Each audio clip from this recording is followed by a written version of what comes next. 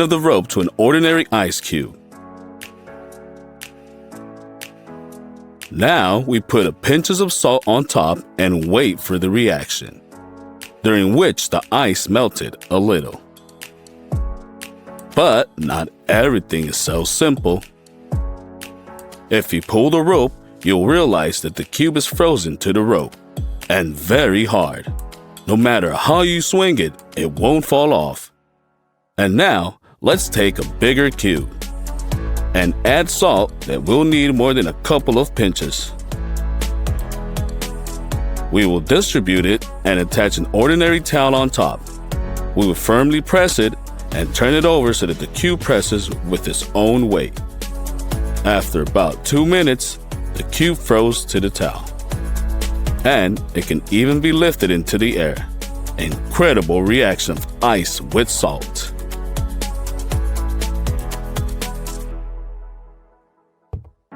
We will need half a liter of water in a bottle.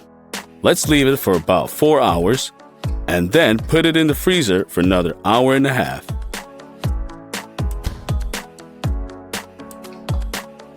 Carefully take it back out.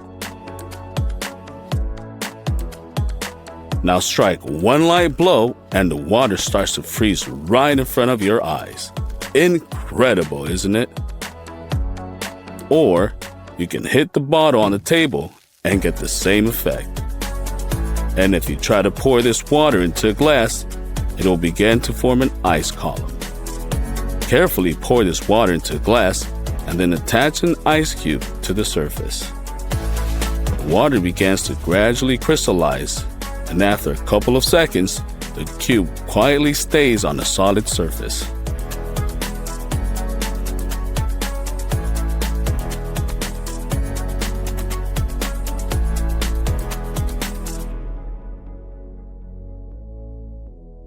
Tiny piece of ice is enough to trigger a freezing reaction in the whole glass. And just look how beautiful it is. By the way, you can pull off a similar trick with cola. But you need to freeze it for about 3 hours and 15 minutes.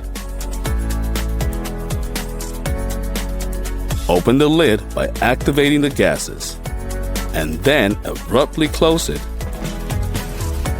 And hit the bottle and the cola instantly turns into ice. Again, the trick with the lid. Then hit the table, and instead of a drink, it's an ice block. Let's take an ordinary ice cube and hit it with the hammer. It instantly shatters into small pieces. And now an unusual cube. The first blow didn't hurt him. And the second, and the third. And fourth. It's like it's indestructible. What's its secret? It's synthetic insulation. Pour the water into the ice mold and put the insulation in there.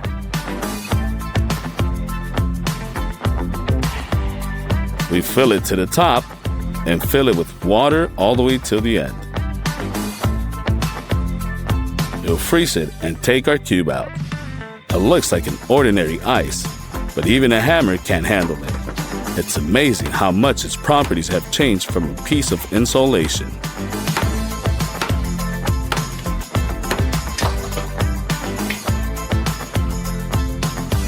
Let's take a fruit juice and pour it into a plastic bag like this.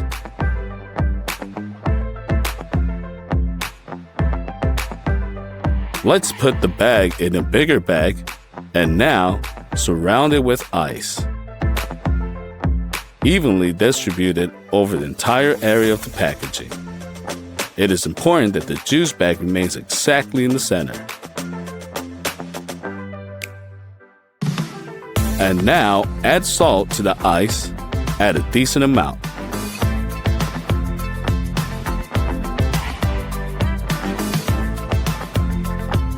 Close the bag and distribute the salt inside so that it comes in contact with all the ice. Wrap it with the paper towel and leave it for 10 minutes. We take out a bag of juice, and what do we see? It seems we have a whole package of delicious fruit ice cream.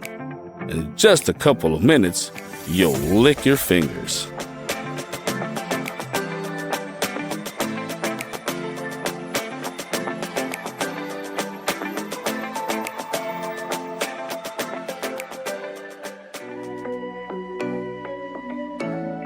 Here we have 3 vessels with seemingly identical liquids.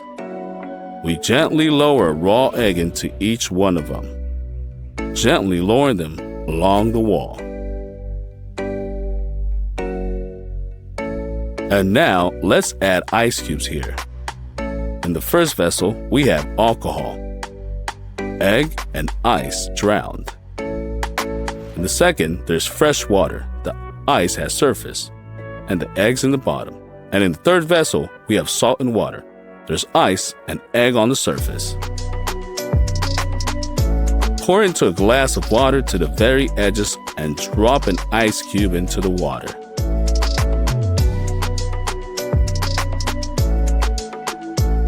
The ice has melted, but the water doesn't seem to have been spilled. Then, we'll add another ice cube.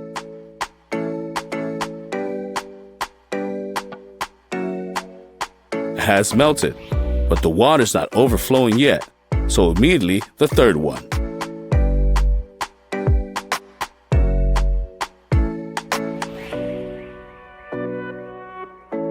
The third cube also did not allow the water to pour out, but unfortunately, the fourth place was not enough. And now we need water, soda, and vinegar. Mix soda and vinegar in the saucepan with the violent reaction. Let's leave them for about 3 hours.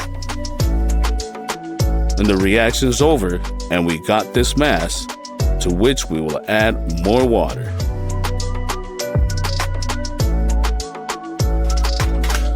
Turn on the gas and put the pan on the fire. Stir them over low heat until the liquid becomes almost transparent. Pour it into a glass vessel and leave it to cool down at room temperature.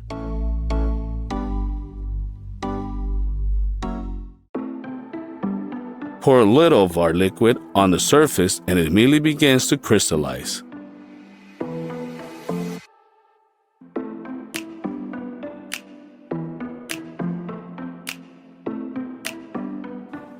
We'll pick up a little powder from the walls on the pan with the wooden stick and dip it into ordinary water. Like snowflakes, they spread over the entire surface, as if freezing the water.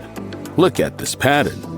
The more points there are, the faster the reaction proceeds. Just look how beautiful it looks. Let's try to crumble our crystals. They look like ice, but they are hot. If we smoothly pour out our liquid, then it'll begin to form in such a column.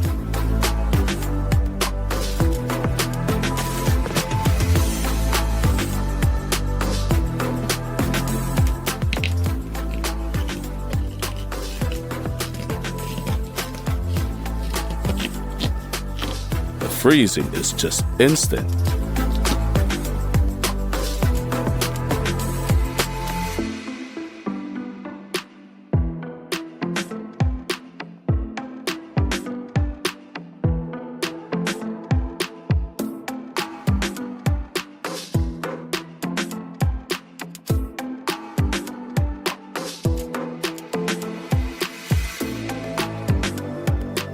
And if you lower a wooden stick into a vessel with this liquid, it instantly becomes covered with crystals and then completely gets stuck in the solidified liquid. This time, the crystals seem to create a flower on a stick, but they continue to grow, filling the entire container. Let's lower a branch of a plant into the container. Having so many points of contact, crystals fill the entire vessel almost instantly. This process looks truly fascinating. I want to watch it again and again. And most importantly, every time it's an absolutely unique result.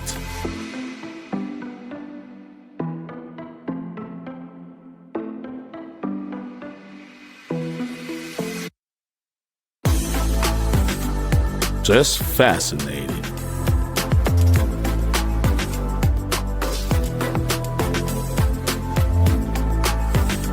Let's take an ordinary apple and a large magnet. Of course, the magnet does not affect the apple in any way. But what if you put two apples on a wooden stick and balance them in the air? Now, you can see that the magnet still causes small fluctuations in the apple. It seems that there really is a lot of iron in this fruit. This trick is also great with grapes. Who would have thought that fruits and berries can be magnetic?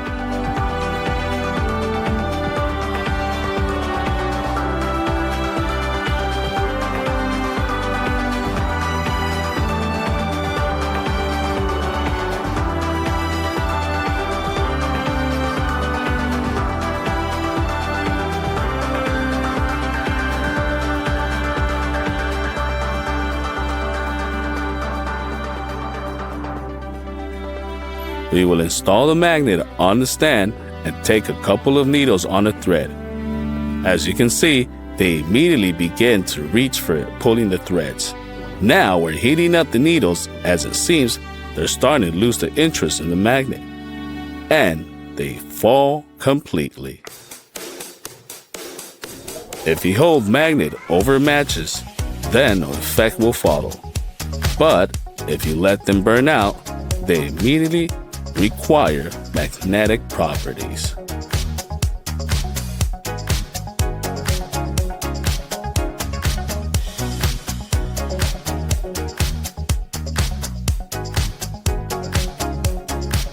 And not only a big magnet, but with such a small one. How is this possible? Let's try again with color matches. At last, nothing comes out with them. Let's take 4 magnets and 16 steel balls. Now, we'll open up the plastic baseboard and place them inside as follows.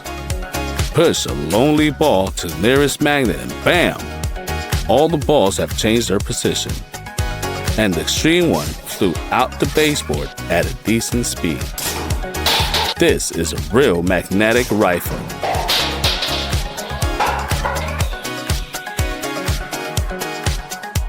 Pour some PVA glue into a bowl. Add some steel spraying and bright gouache. Mix the mass until smooth. And now add sodium and we'll mix it until the mass turns into real slime. But this is not just your ordinary slime.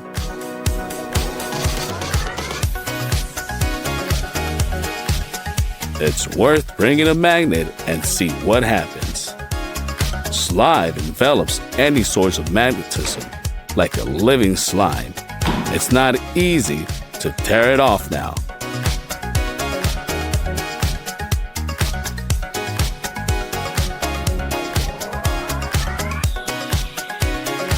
Holding the magnet at a distance, you can see how the slime seems to be pulling a tentacle towards it.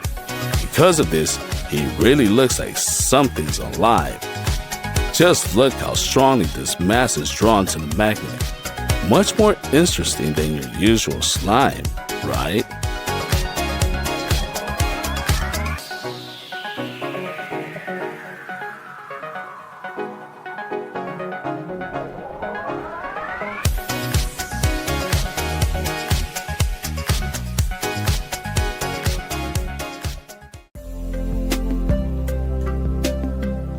Let's take a small plastic bottle, make a funnel out of a piece of paper,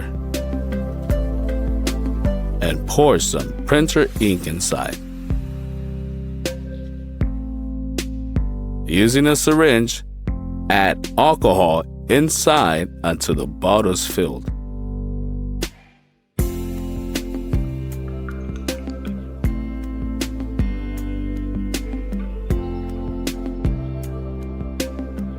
Close the lid tightly And now put a magnet to the walls. Look what's going on inside. The magnet seems to purify alcohol from ink. They literally separate from each other.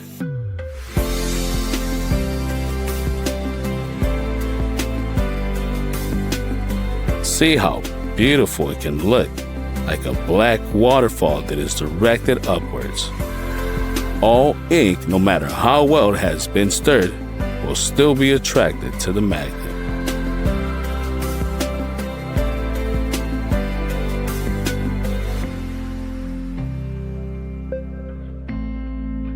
Let's take another look at how quickly alcohol will become transparent again under the influence of a powerful magnet.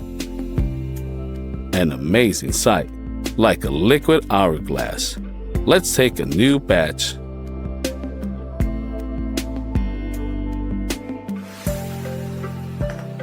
Let's take a new batch of powder ink and mix it with oil. Pour a little in the glass, and with the help of a magnet, we will get an unusual drawing tool.